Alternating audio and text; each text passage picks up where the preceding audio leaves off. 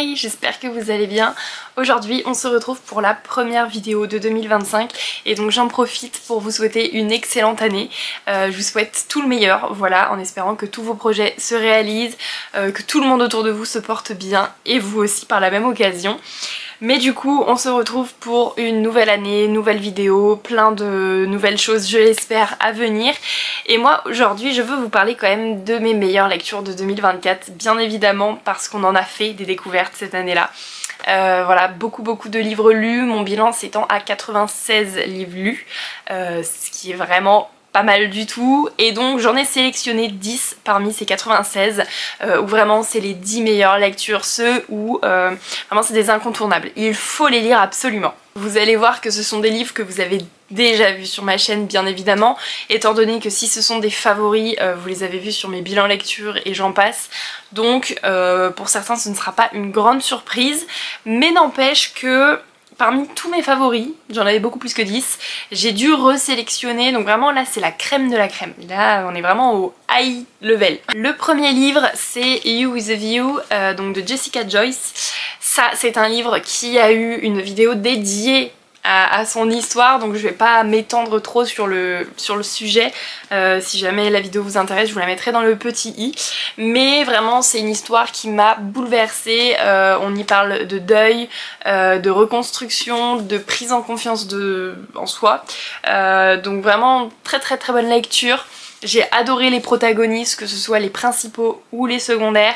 Je crois que c'est Paul qui s'appelle le grand-père, mais vraiment des petits cœurs, je les aime. Donc vraiment une très belle histoire qui nous fait voyager parce que vraiment on est sur un road trip. Donc voilà, on voit plein de paysages, mais vraiment le côté deuil était hyper touchant, bouleversant et on se reconnaît facilement dans ce personnage, donc vraiment une excellente lecture. Autre lecture qui a su me conquérir, c'est Je te retrouverai, donc de Maëlle Pau. Vraiment ce livre, je ne m'y attendais pas quand je l'ai commencé. Alors je me doutais que j'allais bien aimer parce que le résumé me plaisait pas mal, mais de là à ne plus pouvoir le lâcher, vraiment il est hyper addictif ce livre. Une fois qu'on est dedans, c'est mort, on ne ressort plus. Donc là on suit l'histoire de Danny et de Chris qui en fait se sont rencontrés étant jeunes, qui sont devenus amis, mais Chris était un sans-abri, donc voilà, elle le voyait très peu. Sauf qu'un beau jour Chris a disparu, il n'était plus au point de rendez-vous habituel, il n'y avait pas de message, rien du tout, juste il a disparu. Et donc je sais plus combien d'années après, longtemps après, je sais plus combien d'années, elle le retrouve, mais elle le retrouve pas comme elle aurait aimé le retrouver, c'est-à-dire qu'en fait il fait partie d'un gang et elle va devoir infiltrer ce gang pour se faire passer pour sa petite amie, voilà. Donc les retrouvailles sont un petit peu électriques, un petit peu tendues, parce qu'entre un hors-la-loi et une flic, ça fait un peu bizarre, oui, parce que je l'ai pas précisé, mais du coup entre temps elle est devenue policière dans la section recherche de personnes disparues, parce que bah, elle recherchait Chris du coup, mais voilà, donc en gros ça c'est le topo de l'histoire, et vraiment c'est hyper addictif. Une fois qu'on est plongé à l'intérieur, il se passe toujours quelque chose, c'est très simple, voilà, il y a toujours un truc qui se passe, et on veut savoir comment les deux la relation va se terminer, parce que bah forcément le gang c'est un petit peu tendu comme situation, il se passe, la vie est en danger tout le temps en fait, voilà, ils sont tout le temps susceptibles de mourir, donc bah voilà, on se pose pas mal de questions, donc vraiment une excellente lecture. Je tiens à préciser que l'ordre dans lequel je vous présente les livres, ce n'est pas l'ordre dans lequel il y a mes préférences ou non, pas du tout, vraiment je les mets tous au même niveau, c'est juste que je peux pas vous présenter les 10 en même temps, donc il a fallu commencer quelque part, mais voilà, il n'y a pas de top 10 dans le sens où je fais du 10e place à première place. C'est vraiment tout le monde est au top. Voilà, il n'y a pas de préférence. La troisième du coup histoire, troisième livre, on est sur Megara et Hadès de Samantha Morgan. Je vous ai déjà parlé de cette autrice que j'apprécie énormément, surtout cette petite saga, donc New Fairy Tale, où en fait elle reprend des histoires souvent Disney pour le coup. Même s'il y a eu le Chaperon Rouge, mais voilà, souvent ça tourne quand même dans ces registres, où en fait elle inverse un petit peu les rôles, c'est-à-dire que le méchant du dessin animé n'est plus si méchant dans l'histoire, et le gentil cache bien son jeu. Donc voilà, en fait elle fait des associations auxquelles on ne s'attend pas forcément. Et vraiment les 3 tomes pour l'instant je les ai adorés, mais ma préférence va quand même à Mégara et Hadès, puisqu'on parle mythologie grecque et que le dessin animé d'Hercule je l'aime d'amour. Donc forcément ce livre j'accepte. Je dis oui directement, la couverture est très très jolie, toute violette, toute belle, et donc forcément là on va suivre la romance entre Mégara et Hadès, Hadès qui est quand même très mal vu mais qui finalement n'a pas un si mauvais fond. Donc voilà, si vous cherchez une petite réécriture très sympa qui se lit rapidement, parce qu'on est sur des livres qui font même pas 300 pages, donc franchement ça se lit vraiment très très vite, mais pour autant il se passe plein de choses, on s'attache au personnage et vraiment j'adore. Il y a des plot twists et tout, je dis oui. Autre coup de cœur de l'année, c'est The Blood Traitor, donc c'est le tome 3 de la saga de Lynette Noni. Je vous montre les 2 autres tomes, donc Prison Healer de Jill de Cage, je ne sais pas comment on prononce, et donc le 3e tome que j'ai lu en tout début d'année, il me semble que ça doit dater de janvier ou février, donc ça commence à remonter un petit peu. Je vais pas vous résumer ce tome là évidemment parce que je veux pas vous spoiler les premiers tomes, mais sachez une chose, cette saga est vraiment une saga coup de cœur. C'est l'une de mes favorites ever, genre vraiment elle est indétrônable, parce que tout simplement, que ce soit du tome 1, 2 ou 3, il se passe toujours quelque chose. Il n'y a pas un seul tome où ça a été un petit peu plus lent, où on s'est ennuyé, où on était sur des tomes un peu transitoires entre 2 tomes. Donc vraiment une très très très belle découverte. J'ai adoré l'univers, j'ai adoré tout le world building vraiment tout autour. C'était incroyable. Et vraiment ce tome 3 ne fait pas exception, il se passe encore un milliard de choses, on est sur un slow burn comme vous n'en avez jamais vu, parce que sachez qu'il faut attendre le tome 3 quand même pour avoir la finalité de l'histoire quand même.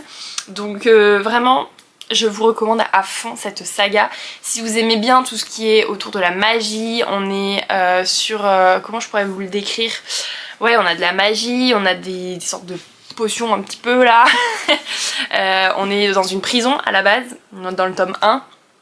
Et donc voilà, il se passe tout plein de choses, on a des rebelles, il y a des conflits, il y a des sortes de guerres un petit peu, enfin c'est pas des vraies guerres en tant que telles, mais vous avez compris, il y a des batailles, donc vraiment il se passe un milliard de choses, vous allez pas vous ennuyer avec ces livres. Autre livre que j'ai lu en tout début d'année, qui commence à dater, c'est Fourth Wing, donc de Rebecca Yarros. Le 2e tome, Iron Flame, est toujours dans ma pile à lire, je ne sais pas ce qu'il fait encore là.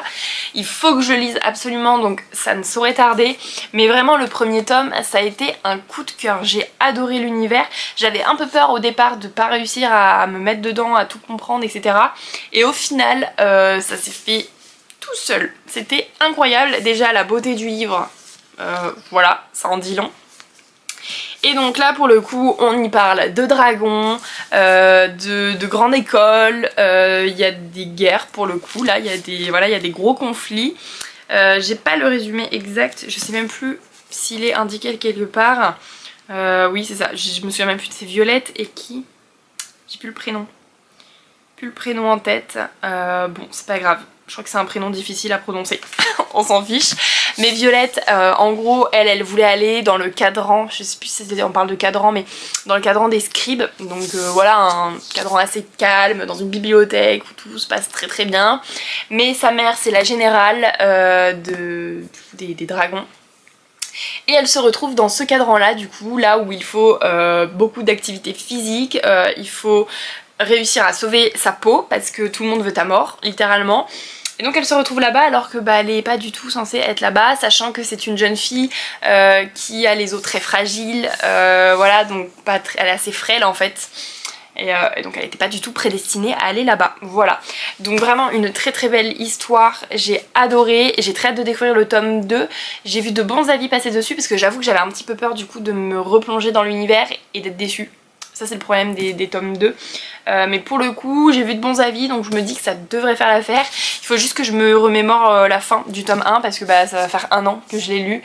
Donc j'avoue que déjà que je me souviens pas des prénoms des personnages de mon livre dernier, je vois pas comment je peux me souvenir de l'histoire, mais c'est pas grave. Lecture suivante, j'essaye de me dépêcher un petit peu parce que je vois que la caméra diminue très vite en termes de batterie, donc avant que ça coupe. Autre favori, c'est With You de Lina Reyes. Vraiment une très très belle lecture. Déjà le livre est magnifique, j'adore la couverture.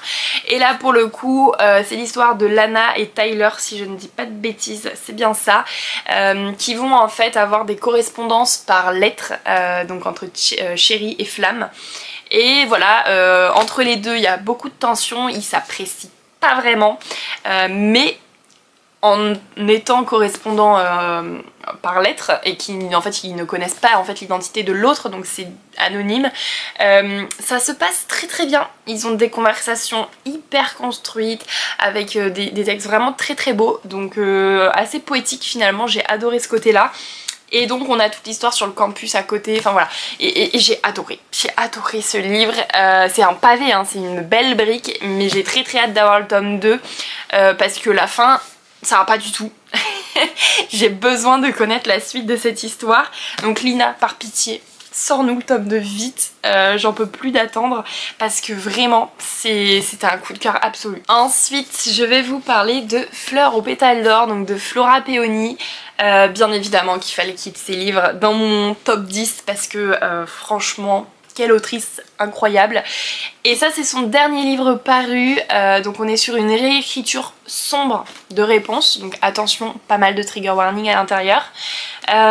Et donc là on va suivre Luna, donc un peu Réponse en quelque sorte, qui à l'aube de ses 18 ans veut juste en fait voir les lumières qui illuminent le ciel le soir de son anniversaire. Elle est enfermée dans la plus haute tour de la ville, elle n'a jamais eu l'occasion de sortir puisque sa mère l'en empêche, mais c'est décidé, elle veut sortir de chez elle pour voir ça avant de remettre fin à ses jours. Parce que voilà, son but étant de mourir. Et le soir où elle se décide enfin, où elle franchit le cap et qu'elle passe la porte, elle se fait un peu contrecarrer ses plans par Egon. Je crois que c'est ça hein, son prénom si je ne dis pas de bêtises, oui c'est ça, c'est Egon, donc un très célèbre assassin qui vient voilà la kidnapper tout simplement. Et donc elle, ça l'emmerde un petit peu quoi, elle se dit mince, j'y étais enfin, je touchais vraiment mon but très très proche. Je fais des phrases à l'envers là, je suis fatiguée. Donc voilà, elle était très énervée de cette situation, mais elle n'a pas dit son dernier mot. Son objectif étant toujours de voir les lumières, elle va tout faire pour. Et donc on va suivre l'histoire entre Luna et Egon. Egon qui au départ la kidnappe, on va pas se mentir, c'est pas juste pour faire joli qu'il la kidnappe, mais tout le déroulement de l'histoire va être hyper intéressant et la romance entre les deux est vraiment le tunnel de lumière de cette histoire. On est vraiment sur une... Alors c'est une réécriture sombre mais pas avec une romance sombre, c'est-à-dire que l'intrigue, tout ce qui se passe à côté dans sa famille avec sa cause de sa mère etc, ça c'est très sombre et pour le coup les premiers chapitres sont assez hard, on va pas se mentir, mais au-delà de ça la romance tout du long de l'histoire c'est vraiment lumineux, c'est solaire, c'est mignon, enfin voilà c'est sain, c'est une relation saine, pour le coup il n'y a aucun doute là-dessus. Donc c'est pour ça que c'est pas une romance sombre et que l'autrice qualifie cette histoire un peu de grey romance, dans le sens où elle est pas waouh joviale de A à Z, mais elle est pas dark non plus comme romance, donc une grey romance, pourquoi pas finalement.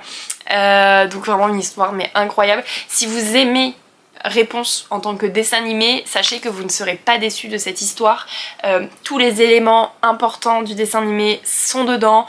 Et j'étais tellement contente de partir à la chasse aux éléments de Réponse. Donc une excellente lecture. Autre lecture que j'ai pu déjà vous présenter, il s'agit de Défier la nuit de Brigitte Kémérer. Vraiment ce livre-là, c'était incroyable et je crois que la suite sort en janvier, fin janvier il me semble. Donc j'ai trop hâte. Déjà le jaspage est incroyable. Enfin je veux dire... ce dégradé est fou. La couverture, n'en parlons pas. Et alors l'histoire, encore moins. C'est vraiment waouh. Donc là, on suit Tessa et Coric. Voilà. Tessa qui est du coup une jeune femme qui vit dans un royaume. Hein, voilà, elle est dans un royaume. Coric étant le prince.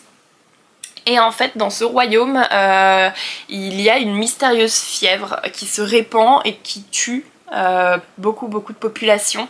Donc il y a un remède soi-disant qui peut aider, mais il coûte très cher et donc forcément les plus pauvres n'arrivent pas à l'avoir.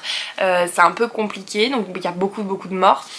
Mais Tessa, elle, fait partie d'un petit groupe, enfin ils sont deux, d'un duo, où en fait ils vont un peu voler les plus riches pour donner aux plus pauvres, un peu à la Robin des Bois finalement. Et donc en fait elle aide les populations les plus pauvres pour se soigner, pour les familles qui ont été touchées par cette soi-disant fièvre. Mais vient un moment où elle va devoir s'allier à Korik, le prince de ce royaume, qui pour Tessa ne fait absolument rien pour aider ses sujets.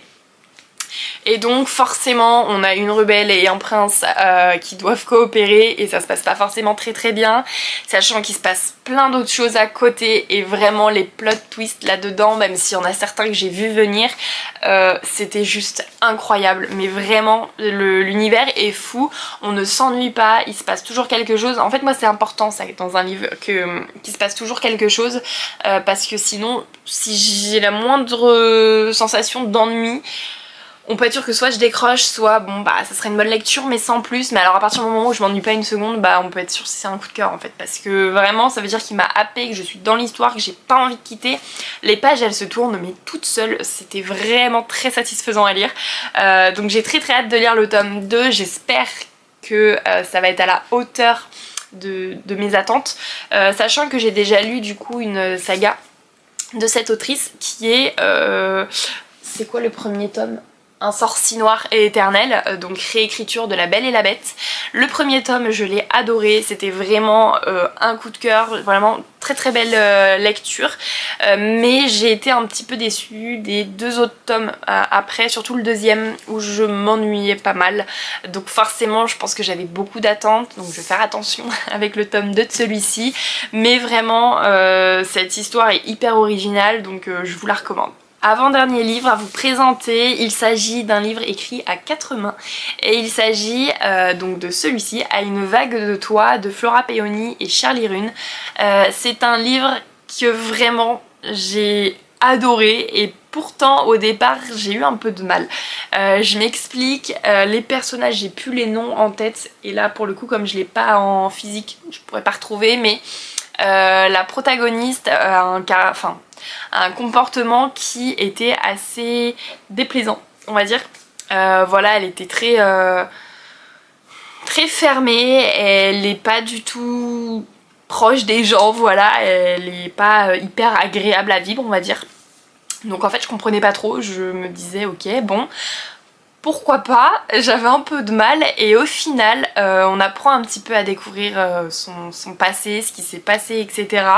Et on comprend son attitude ensuite et après on a juste envie de lui faire des câlins, franchement des câlins. Donc là c'est l'histoire d'une avocate qui va du coup retourner sur son île natale et elle va retrouver par la même occasion son premier amour qu'elle a subitement abandonné comme ça sur son île pour partir.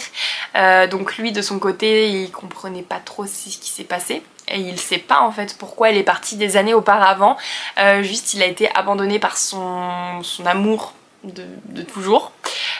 Donc les retrouvailles se passent assez difficilement, voilà, il y a pas mal de tensions parce qu'il y a des non-dits et des non-dits qui veulent pas être dits même des années après, du moins pour un moment.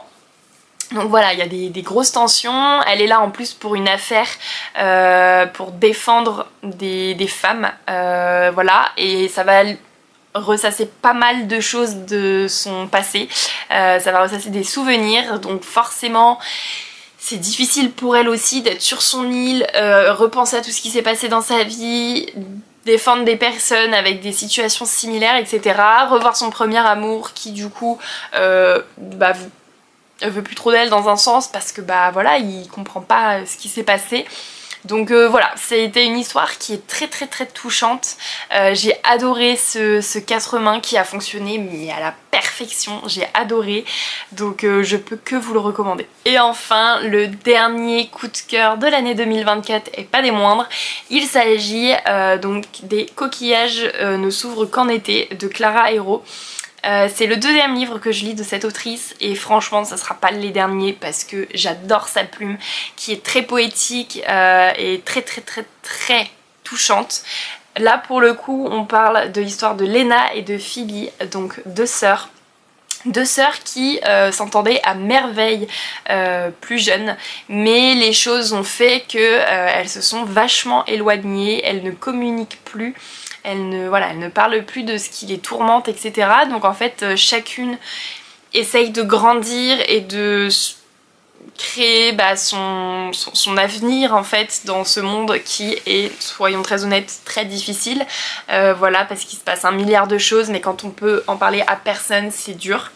Et donc elles ont toutes les deux des choses qui se passent dans leur vie, des changements, des événements, mais comme elles n'en parlent pas, il y a des changements qui s'opèrent chez elles et l'une et l'autre en fait ne se comprennent plus. Elles ne comprennent pas les actions, elles ne comprennent pas les comportements et donc ça apporte pas mal de tension au sein de cette famille. Et en fait elles vont partir en vacances, là où elles partent toujours en vacances, donc elles retrouvent leur groupe d'amis, elles retrouvent des amoureux d'avant, voilà, des étés précédents, et forcément il y a des choses qui se passent, je sais plus si c'est Lena ou Phoebe.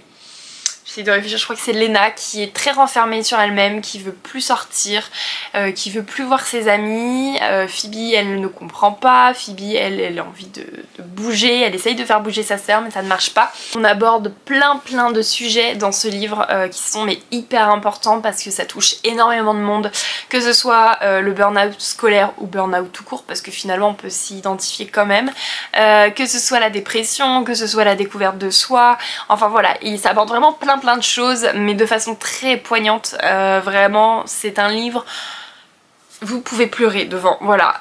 Même si vous avez une sensibilité qui est très moindre, sachez que ça va vous faire quelque chose. Pour les plus sensibles, sachez qu'il faut prévoir au moins 3 boîtes de Kleenex. Voilà, ça peut être utile. Mais voilà, on est sur un livre qui est vraiment très touchant et je l'ai adoré. Moi du coup je l'ai écouté en audio et je pense sincèrement l'acheter pour pouvoir l'annoter parce qu'il y a plein de passages qui m'ont marqué et que je veux pouvoir garder précieusement. Donc à voir si je l'achète en papier ou en e-book, mais dans l'idée je vais l'acheter, c'est sûr. Je peux que vous le conseiller ce livre, vraiment. C'est, je crois qu'entre celui-ci et je crois que c'était Nos plus belles années, le premier livre que j'ai lu de cette autrice, Les Coquillages ne s'ouvrent qu'en été est clairement mon préféré. Juste incroyable, surtout si on est en été. C'est un peu dans le thème, déjà la couverture vous fera penser en été et voilà, c'est un livre qui se déroule à cette période de l'année, donc si vous voulez une période parfaite pour le lire, attendez cet été et vraiment ce sera votre lecture de l'année. Je suis donc arrivée au bout de mes 10 recommandations et surtout mon top 10 de l'année 2024. Tellement de belles lectures, franchement ça a été difficile de choisir parce que voilà, il y a eu plein de découvertes et beaucoup de bonnes découvertes. À voir ce que 2025 me réserve, j'espère tout autant de belles découvertes parce que j'ai un paquet de livres à lire. Là on recommence une année un peu à zéro en quelque sorte, dans le sens où ça y est, je n'ai plus de partenariat avec des maisons d'édition. J'ai décidé d'arrêter pour cette année pour me recentrer sur mes lectures perso qui se sont un petit peu accumulées dans ma bibliothèque malheureusement parce que je trouvais pas le temps de les lire. Voilà, j'étais un petit peu bloquée par tous mes services presse, voilà. Alors je m'en plains pas du tout, hein. Les services de presse c'était incroyable de les recevoir et je remercie bien évidemment toutes les maisons d'édition qui ont pu m'en envoyer. Mais cette année, voilà, à moins que ce soit moi qui les demande bien précisément pour des titres en particulier, je me focalise sur mes lectures à moi et c'est déjà bien assez, on va pas se mentir. Donc trop hâte de vous parler cette année de toutes mes découvertes, que vous puissiez me dire vous aussi dans les commentaires vos meilleures lectures. N'hésitez pas là d'ailleurs sur celle-ci à me dire vos meilleures lectures de 2024 pour que potentiellement je puisse les découvrir cette année. Moi je vous fais de gros bisous et on se retrouve pour la prochaine vidéo.